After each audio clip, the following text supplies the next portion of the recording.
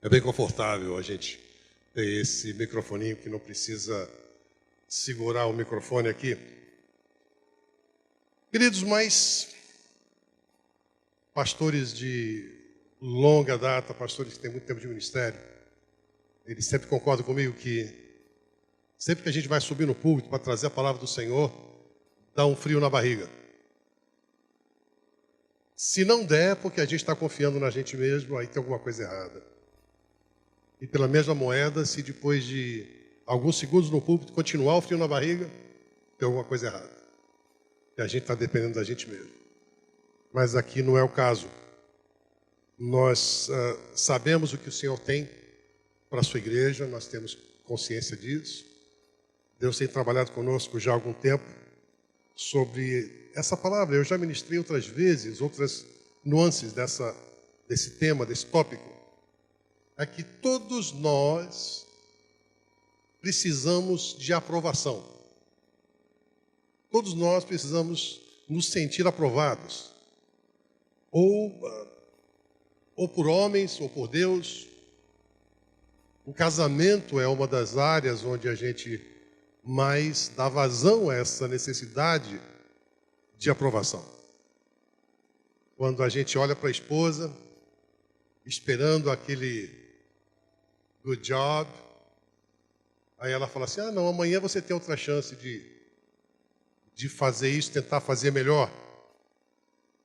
Quando você tenta fazer alguma coisa pelos filhos e não dá certo, quando você tenta fazer alguma coisa pelos pais e não dá certo, a gente está sempre tentando ser aprovados.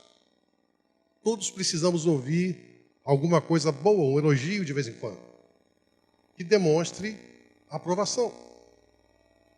2 Timóteo 2,15 diz assim, procura apresentar-te diante de Deus aprovado, como obreiro que não tem que se envergonhar, que maneja bem a palavra da verdade.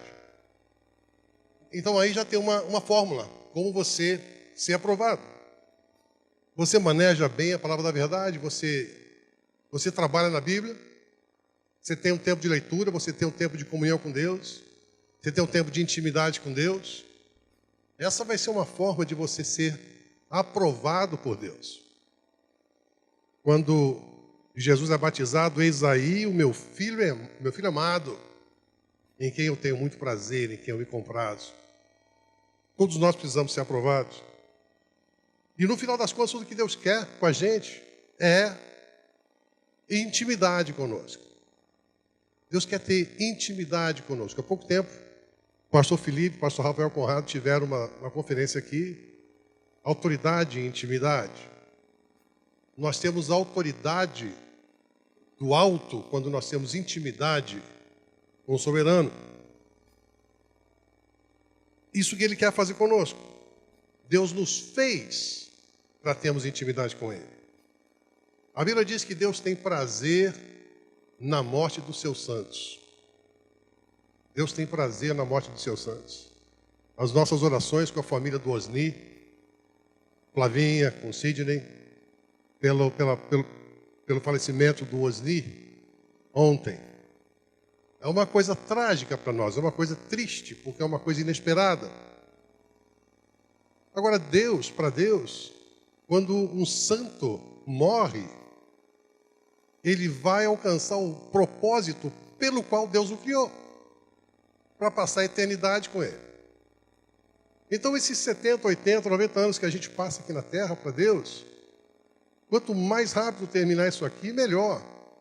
E quando alguém é tirado, como Osni foi tirado, Deus já preparou o Espírito Santo para vir, dar o consolo, dar o conforto. Mas Deus tem prazer na morte dos seus santos, porque foi para isso que Ele nos fez. Amém? Deus não está procurando pelos nossos erros. Ele não fica espreitando para ver quando é que você vai pisar fora do quadrado, fala assim, peguei. Deus não é assim, não. Ele fica procurando você clamar pelo sangue de Jesus sobre a sua vida, para que olhe para você e fale assim, olha, você assim é um zero, porque zero à esquerda faz uma diferença. Você é zero, mas eu vejo o sangue do meu filho aí. Então você tem valor para mim. Você é aprovado porque você clama o sangue de Jesus. Deus não procura os nossos erros, Ele procura a cobertura do sangue do Filho dele. E é fácil a gente encontrar problemas e falhas nos outros, aí a gente começa a justificar afastamento. Eu não vou naquela igreja porque lá tem muito hipócrita. Ok, você deixa de vir e deixa um a menos. E se você entrar numa igreja, vai ser um a mais lá, queridos. Você não é o último biscoito do pacote. Não adianta. E a gente sempre fala, se você muda de uma igreja, preste atenção. Se você sai de uma igreja por causa de um problema lá, sem resolver aquele problema, você leva o problema com você para onde você for. Não adianta. O negócio é a resolução do problema. O negócio é a aprovação de Deus, é o quebrantamento, é a quebra do orgulho. Provérbios 3:12 diz assim: porque o Senhor repreende aquele a quem ama, assim como o pai ao filho a quem quer bem. Agora, confronto nem sempre se trata de repreensão. Tem o jovem rico que chegou para Jesus e fala: o que eu preciso fazer para herdar o reino dos céus? E ele argumenta com Jesus: mas eu tenho muita coisa, eu tenho muitas posses. Vai, vende tudo, dá aos pobres e vem e me segue. E aquele jovem, ele sai triste. Jesus não entrou num confronto direto com ele. Ele entrou em confronto direto com o material que ele tinha, sobre o humanismo dele, sobre as coisas desse mundo que estavam em primeiro lugar. E é muito fácil a gente enfocar nas nossas falhas e se isolar. Isola da igreja, isola dos irmãos. Às vezes por medo de rejeição de Deus e de justificação, e isso justifica afastamento da igreja. Para você saber se é aprovado, tem alguns testes incluídos, tem algumas provas incluídas. Algumas são difíceis de enfrentar e outras são irresistíveis de tentar. Para alguns, eu dou glória a Deus que eu sou liberto disso. Eu inventei alguma coisa aqui, eu não sei nem se existe isso, mas soa doce. Tem alguns que não podem comer doce, né? Imagina, vê se existe isso. Um brigadeiro recheado de doce de leite, dentro de um bolo de morango, coberto de Nutella. Existe um troço desse? Não? Pode ser feito. Não só de pensar em tanto açúcar me dói os dentes. Absurdo. Algumas pessoas, queridos, se você tem que rejeitar algumas coisas, você tem que rejeitar. Se você tem que fugir de algumas coisas, você tem que fugir. E Deus, no seu infinito amor, Ele vai nos confrontar nas coisas que nós precisamos deixar de lado. Uma análise um pouco gráfica, eu não quero que você tenha uma imaginação muito fértil, ok? As nossas necessidades fisiológicas, quando você vai ao banheiro, outro dia eu estava num banheiro público, ninguém estava me vendo, aí entraram dois rapazes, aí um deles falou para o outro: deve ter alguém morto aqui dentro. Aí o rapaz respondeu: podre ele está. Agora, veja bem, antes de você expelir aquela podridão, ela não cheira ruim. Antes de você expelir aquilo, não te incomoda, não tem cheiro, não tem nada. Mas por que Deus bota um cheiro tão horrível? Porque nós temos que expelir, nós temos que rejeitar aquilo. Aquilo é ruim. E se você não expele aquilo, aí você tem que ir para o médico, aí vai ter problema.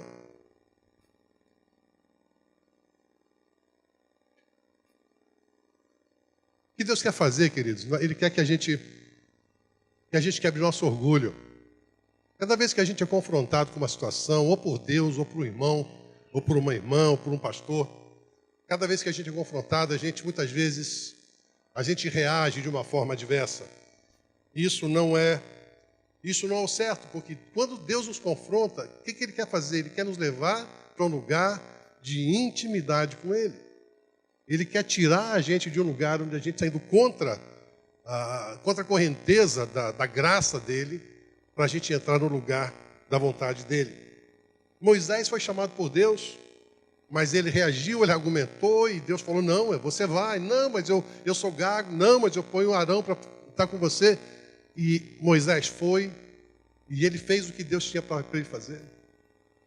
Moisés foi instruído pelo seu sogro, por Jetro. Você não está conseguindo fazer o negócio todo, você coloque, faça assim, assim, assim, assim. Ele aceitou a sugestão. Isso tudo são confrontos que melhoram a nossa vida. Agora, o que eu quero que você tenha em mente no background dessa passagem, dessa mensagem, é o seguinte: Deus, através do confronto, Ele quer trazer você no lugar de comunhão com Ele. Ele quer trazer você no lugar de intimidade com Ele. Se você quer conhecer a personalidade de alguém, dá um pouco de autoridade para essa pessoa. Você vai conhecer? Se quer conhecer o caráter de alguém, pisa no calo. Você vai ver realmente do que essa pessoa é feita. Confronte alguém e você vai ver realmente que tipo de mentalidade essa pessoa tem. Moisés andou com Deus, né? Davi, ele é o pó quando ele era confrontado por Deus, porque ele sabia que ele tinha ferido o coração de Deus. Quando existe um confronto, queridos, é porque alguma coisa não está certa entre nós e Deus. Isso não quer dizer que isso seja permanente, mas tem que ser consertado. Nós temos que voltar ao lugar onde a gente começou a se desviar. Davi se arrependia mesmo antes de ser punido, um homem segundo o coração de Deus. Alguns que foram aprovados, sem detalhes, Jó 1,8, disse o Senhor a Satanás: notaste porventura o meu servo Jó, que ninguém há na terra semelhante a ele, homem íntegro e reto, que teme a Deus e se desvia do mal? Jó conhecia Deus. Agora, para aqueles que não sabem, o livro de Jó foi o primeiro livro escrito da Bíblia. Cronologicamente, foi o primeiro livro. Jó não tinha Isaías para ele ler, ele não tinha os Salmos para ele ler, ele não tinha o Novo Testamento para ele ler. Era Jó e Deus. Deus falava com Jó, e eu tenho certeza que Deus fala conosco, fala com você, sobre coisas que precisam ser confrontadas em nossa vida. Gênesis 6,8, Noé achou graça aos olhos do Senhor. Intimidade com Deus. Eu quero voltar ao lugar de intimidade. Eu quero voltar ao lugar onde Deus fala e eu ouço. Onde Deus manda e eu não reclamo. Onde Ele instrui e eu não argumento. Amém, queridos? Aí eu vim a Pedro. Jesus tinha morrido. Já tinha ressuscitado. Aparecido aos diáconos 1 ou 2 vezes. Mas até aí Pedro não tinha falado nada, a Bíblia não relata nada que ele tivesse falado. E tem uma certa hora que ele vira e fala: vou pescar.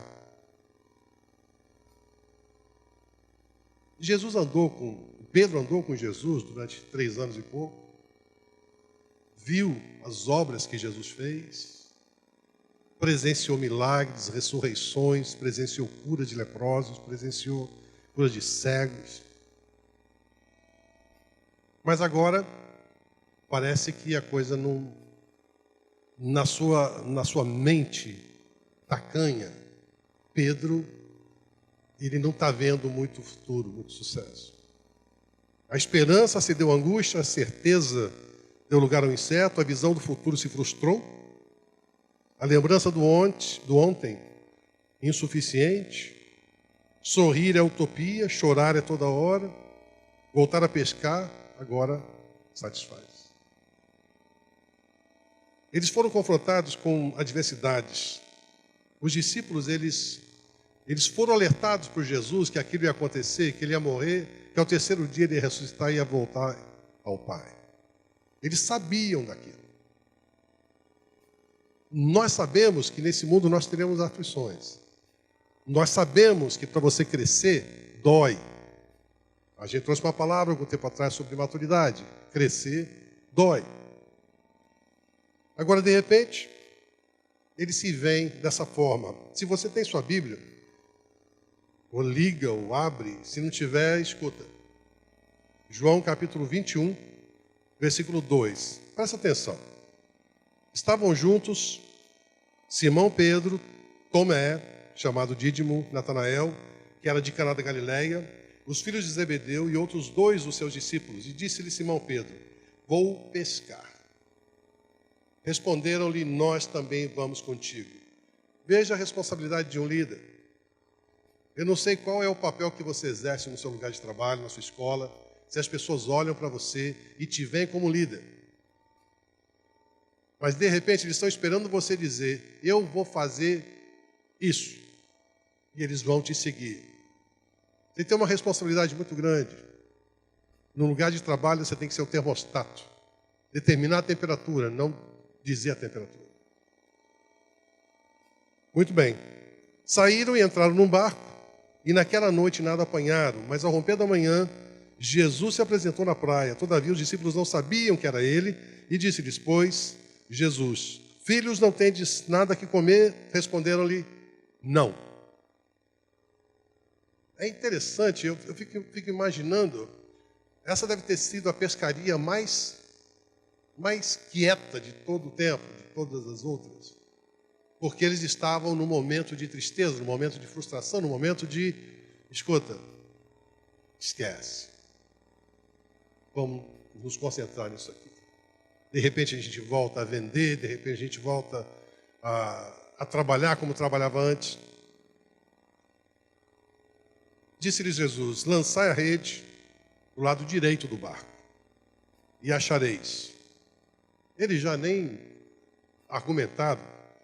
Lançaram-na, pois, e já não a podiam puxar por causa da grande quantidade de peixes. Então aquele discípulo a quem Jesus amava disse a Pedro: Senhor. Quando, pois, Simão Pedro ouviu que era o Senhor, cingiu-se com a túnica porque estava despido e lançou-se ao mar. Tudo isso sem uma palavra. Eu imagino um homem como Pedro, a boca desse tamanho, pronto para enfiar o pé pela boca a todo tempo. Aqui ele não fala nada. E ele se veste e mergulha e vai ter com Jesus. Mas os outros discípulos ficaram no barquinho. Querido, se você soubesse que é Jesus, ali na praia, você continuaria no barquinho? Eu teria pulado junto com Pedro. Deixa o barquinho para lá, com peixe, com tudo. Eu quero ver o meu Salvador. Aí eles puxam a rede com os peixes, porque não estavam muito longe da terra. Ao saltarem em terra, viram ali brasas e um peixe posto em cima delas, e pão. Disse-lhe Jesus: trazei alguns dos peixes que agora apanhastes. Entrou Simão Pedro no barco e puxou a rede para a terra, cheia de 153 grandes peixes. E apesar de serem tantos, não se rompeu a rede, e Pedro não fala uma palavra. Isso vai contra a personalidade de Pedro. Isso vai contra o que ele fazia, porque ele era bocudo, ele falava a primeira coisa que vinha na cabeça dele, ele agia muito impulsivo. Disse-lhes Jesus: vinde e comei. Nenhum dos discípulos ousava perguntar-lhe: quem és tu? Eu queria ser um mosquitinho ali. Vocês imaginam esses discípulos? Eles estavam constrangidos, eles estavam... nenhum deles se ousava perguntar-lhes quem é. Detalhe. Última vez que Pedro viu Jesus, que ele teve um face a face, Pedro traiu Jesus. Ele traiu Jesus 3 vezes. E Pedro saiu e chorou amargamente. Agora, ele se sente assim como o traidor. Imagina os outros discípulos constrangidos, ninguém ousava falar com Jesus. Pedro, ele devia estar apavorado, ele devia estar assim angustiado, amargurado, envergonhado e todo lado que vem junto com isso. Ele não conseguia olhar para Jesus. Agora, Jesus tem as formas de fazer as coisas. Ele tem o jeito criativo. Eu sempre falo, querido, se você acha que o seu problema é o problema maior do mundo, você não sabe o poder de criatividade que o nosso Deus tem. Ele encontra saídas para os problemas mais idiotas que você pode imaginar. As saídas mais bestas. Porque você fala assim, como que eu não pensei nisso? Porque você não é Deus. Até que alguém pense, esse pensamento é super, assim, lá acima do meu pay grade, né? Está lá nas nuvens. Mas quando alguém fala, você fala, caramba, como é que eu não inventei esse negócio antes? Não é verdade? Tem bilionários por aí que inventaram coisas estúpidas. Negocinho de abrir tampa de vidro, negocinho para parar a porta. Besteiras. Até que alguém tenha a ideia é complicada. Jesus tem ideias fantásticas, mas elas são simples. São ideias de um Criador. O diabo, queridos, ele não cria nada. Deixa eu dizer uma coisa para você. Se alguém faz um pacto com Satanás, em troca de riqueza, em troca de parceiros sexuais, o diabo, ele arruma um jeito de fazer aquilo funcionar. Mas o diabo não tem nada. O diabo é um ladrão. Ele pode, entre aspas, abençoar uma pessoa que faça um pacto com ele. Mas quando aquela pessoa está na lama, está nas drogas, está doente para morrer, o diabo vem e tira tudo aquilo, porque ele não tem outro para dar para outra pessoa. Aquilo é roubado. Então ele vem e tira daquela pessoa que já está acabada para poder dar para uma outra pessoa.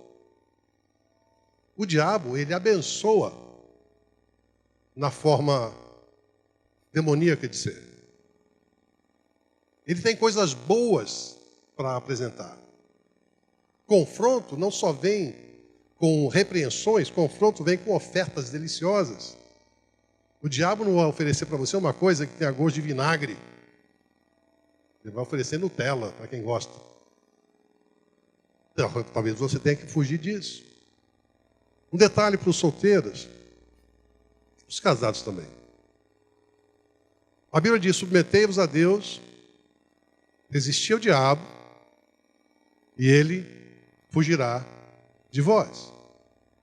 O único pecado que a Bíblia não diz para você se submeter a Deus e resistir ao diabo é o pecado do sexo.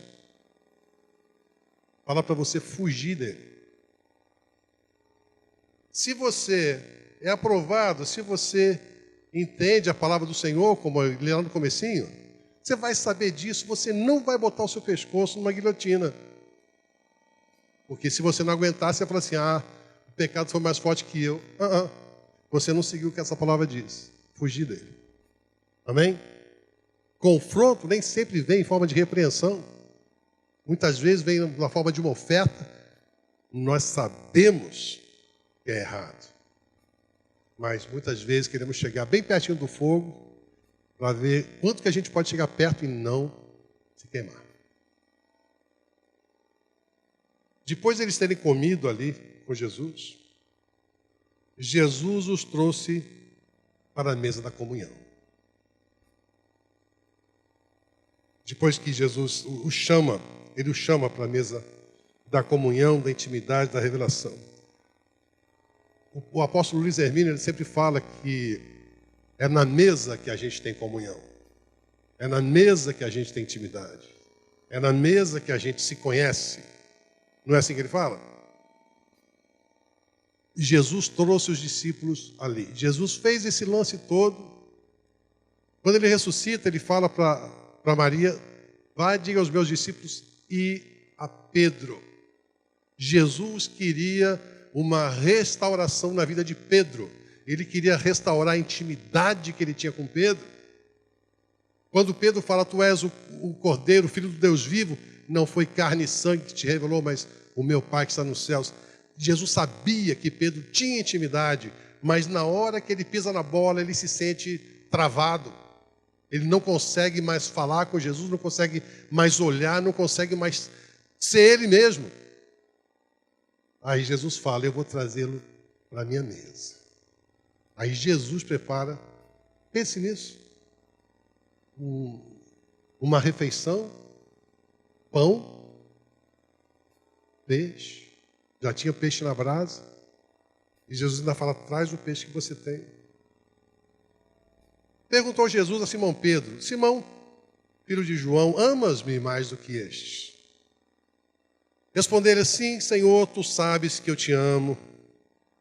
Disse-lhe, apacenta os meus cordeirinhos. Tornou a perguntar-lhe, Simão, filho de João, amas-me? Respondeu-lhe, sim, Senhor, tu sabes que te amo. Disse-lhe, pastoreia as minhas ovelhas. Perguntou-lhe terceira vez, Simão, filho de João, amas-me? A Bíblia diz que Pedro entristeceu-se por ter lhe perguntado pela terceira vez, amas-me? E respondeu-lhe, eu escrevi aqui, Jesus derramou ali o perdão em perguntas de intimidade. Não é? Amas-me? Pedro, ele se entristece e fala, Senhor, tu sabes todas as coisas. Tu sabes que eu te amo. Ali Pedro adora Jesus. Eu não vou entrar nas três perguntas sobre amor, mas Jesus mostra para ele ali que ele está perdoado. Jesus mostra para ele que eles têm intimidade. Jesus mostra para ele que ele tem a aprovação do Senhor. Jesus mostra para ele que o ministério dele não acabou. Jesus mostra para ele que a autoridade dele não acabou. Capacidade, tudo que Jesus tinha dado, tudo que Deus tinha dado para ele antes, está tudo restaurado. Mas onde que Jesus mostra isso? Na mesa da intimidade. Timóteo 2, 2 Timóteo 2,15 fala assim, procura apresentar-te diante de Deus aprovado como obreiro que não tem do que se envergonhar, que maneja bem a palavra da verdade. No final das contas, tudo que Deus quer é intimidade conosco. Glória a Deus. Eu acabei de descobrir que eu fiz 3 vezes a mesma coisa aqui. Agora estava no começo da mensagem, falei, não, terminar meia-noite.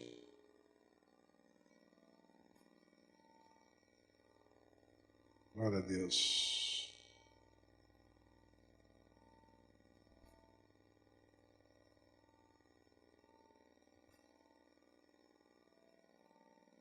Depois que Pedro fala, Jesus, tu sabes todas as coisas, sabes que te amo, e a adoração, disse-lhe Jesus, apacenta as minhas ovelhas. Em verdade te digo que quando eras mais moço, te cingias a ti mesmo, andavas por onde querias, mas quando fores velho, estenderás as mãos e outro te cingirá, te levará para onde tu não queres. Ora, isto ele disse, significando com que morte havia Pedro de glorificar a Deus, e havendo dito isto, ordenou-lhe, segue-me. No final da história toda, Jesus restaura todos esses autoridade, ministério.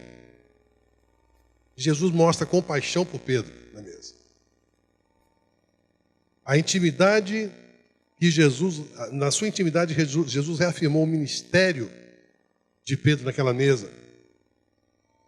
Mas depois de ele ter falado tudo isso, ele volta a falar para Pedro, segue-me. Queridos, como se todo esse período tivesse sido deletado. Porque os nossos pecados, a Bíblia diz que Deus joga no mar do esquecimento. Deus não tem amnésia. Mas se Deus fala assim, eu não quero me lembrar disso, Deus não se lembra. Então a gente fala que Deus joga no mar do esquecimento e põe uma plaquinha, é proibido pescar.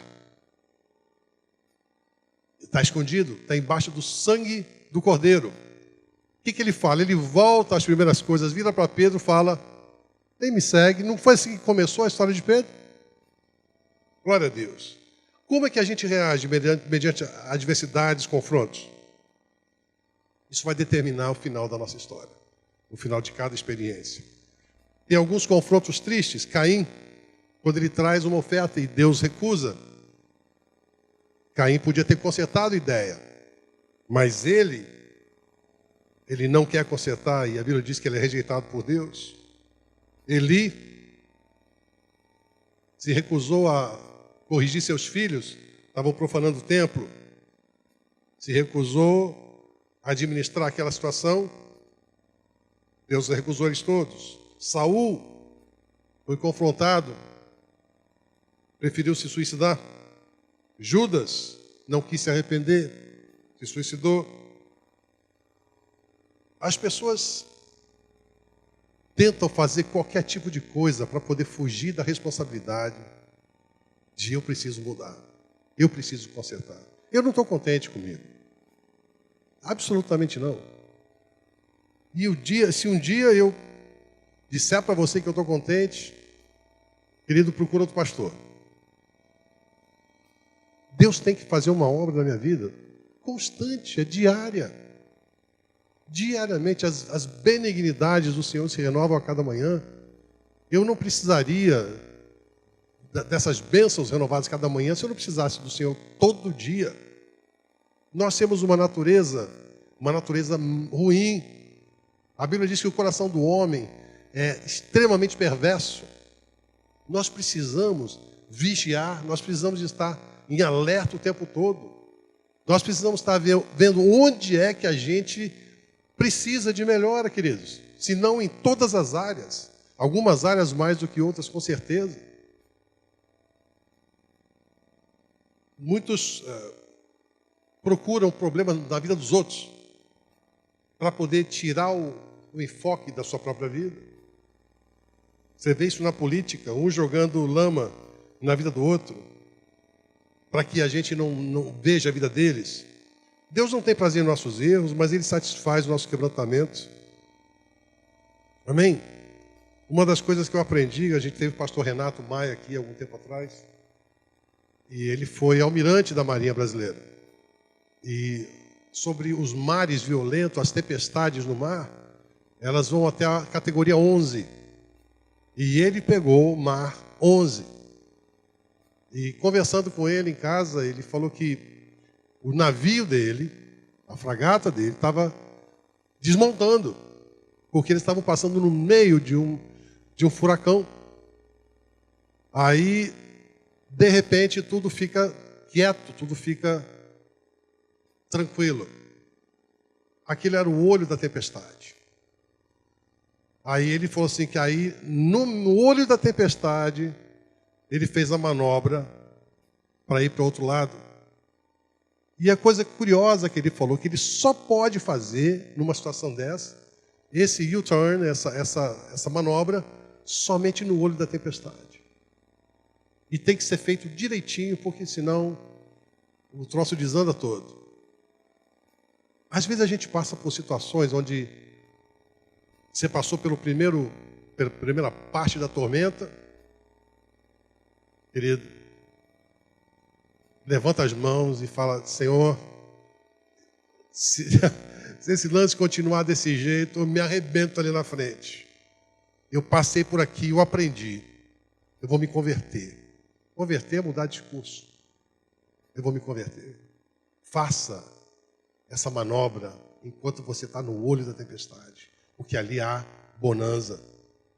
Você não vai conseguir virar na hora que você está com tempestade. Você não vai consertar goteira no meio da tempestade. Você não vai... Querido, você tem que se preparar antes. Antes. Você tem que ter certeza que seus pneus estão bons antes da viagem. Amém? Glória a Deus.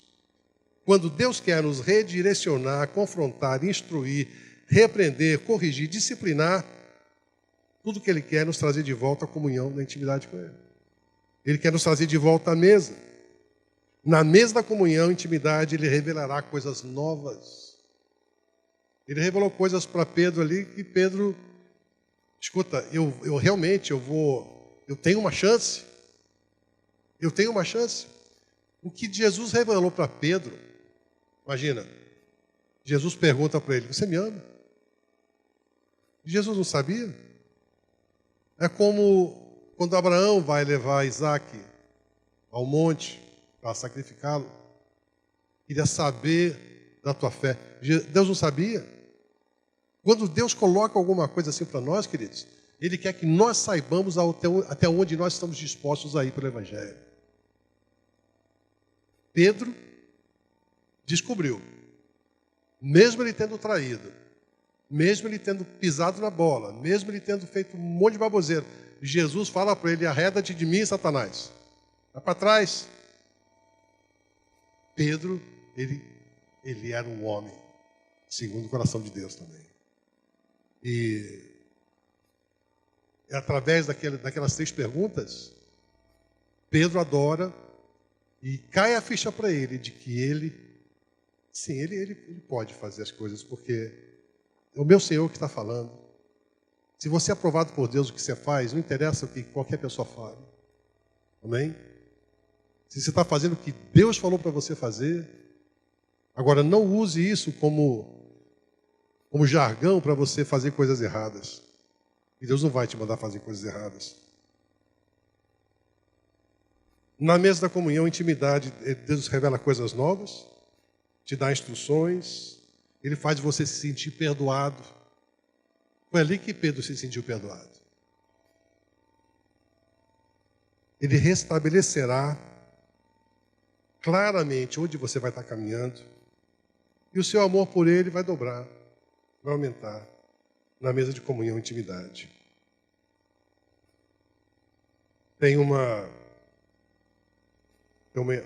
ilustração muito bonitinha de uma criança, de um garoto, que ele começa a dar voltas no quarteirão.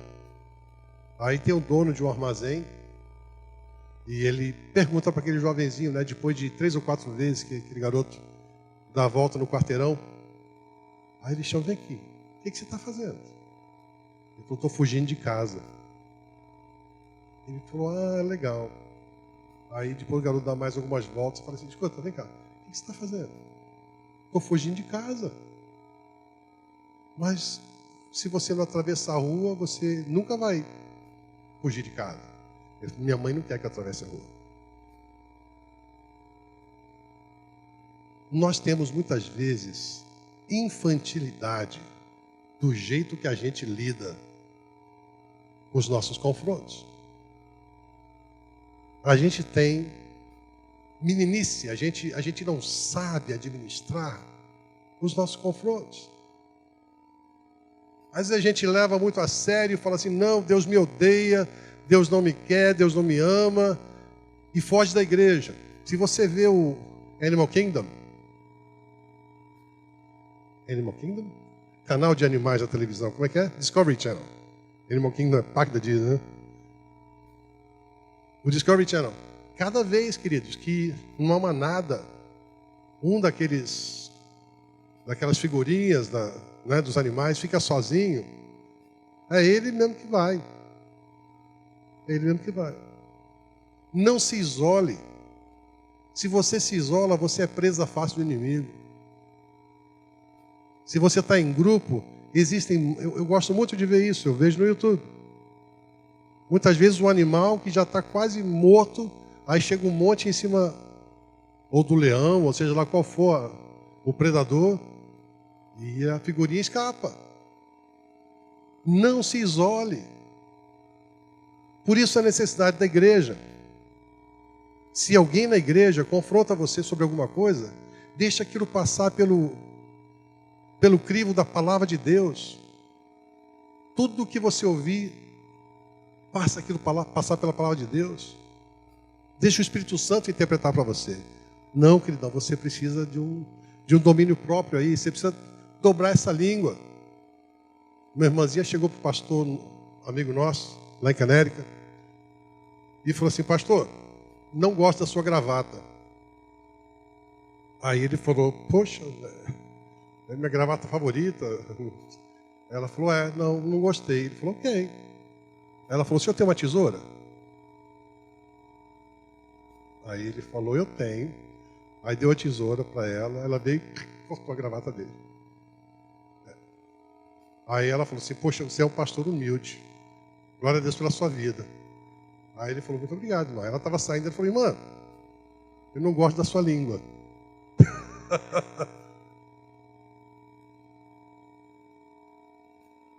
Às vezes a gente faz pouco dos confrontos que nós temos.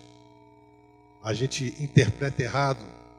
A gente faz leviano alguma coisa que Deus quer fazer na vida da gente. E a gente brinca. Queridos, Deus quer nos levar de volta à mesa da intimidade. Ele fez toda essa estratégia toda na vida de Pedro para colocar ele sentado na frente dele. Agora nós vamos conversar, Pedro. Você não está me olhando na cara, você não está conversando comigo, você estava lá no barco, você levou essa galera toda para pescar de novo, você me traiu lá atrás, mas aqui, Pedro, quero intimidade com você. Não acabou, nem tudo acabou. Vamos começar de novo? Me segue. Amém, queridos? Vamos orar? Senhor nosso Deus, nós te louvamos, Senhor, por exemplos que o Senhor deixa na tua palavra para nós seguirmos, por confrontos que nós temos no nosso dia a dia. Ajuda-nos, Pai querido, a administrarmos esses confrontos, essas repreensões, essas ofertas malignas que aparecem na nossa frente, Deus, de uma forma correta, com o coração quebrantado, honestos perante o Senhor. Mas com que nós possamos te buscar, Pai, e buscar essa intimidade contigo. Eu te louvo pela tua presença, Pai. No nome de Jesus. Eu quero fazer uma coisa. A intimidade, pode deixar a música. A intimidade que nós temos com Deus, ela tem uma dobradiça que conecta a gente com Deus. Nós temos que ser filhos. Nós temos que ser parte da família de Deus. Nós temos que ser filhos. Eu acho que a maioria de nós hoje aqui pode dizer que somos filhos. E nós temos uma ligação com Deus. Nós temos intimidade com Deus. Agora, se você não tem intimidade, você nunca vai provar do que é paz, que passa todo entendimento, o que é essa amizade com Deus, o que é essa delícia que é de conversar com o Pai, de sentar à mesa com Ele e ser ministrado por Ele. Se nós tivermos alguém no nosso meio que nunca convidou Jesus para entrar no seu coração e fazer nele morada, agora é a sua oportunidade. Você quer ser filho de Deus? Você quer ser parte dessa família, parte desse grupo de discípulos? Agora é a sua oportunidade. Enquanto não tem ninguém olhando para os lados, eu quero que você levante a sua mão. Ninguém vai te constranger, eu só quero orar por você. Deus tem um plano para as nossas vidas, querido. Ele morreu na cruz do Calvário por nos amar. Agora você quer que Ele seja parte da sua vida? Se é o seu caso, levante sua mão, deixa eu orar por você.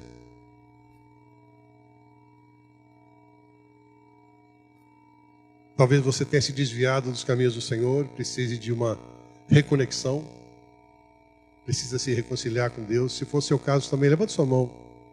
É necessário que você faça isso. Senhor nosso Deus, nós te louvamos, Pai, pela tua presença, te louvamos pela tua palavra. Abençoa cada um aqui, Senhor, que nós possamos provar dessa intimidade contigo uma vez mais. Nós oramos gratos no nome de Jesus. Amém e amém. Glória a Deus. E um abraço a Jesus. Um aplauso ao Senhor.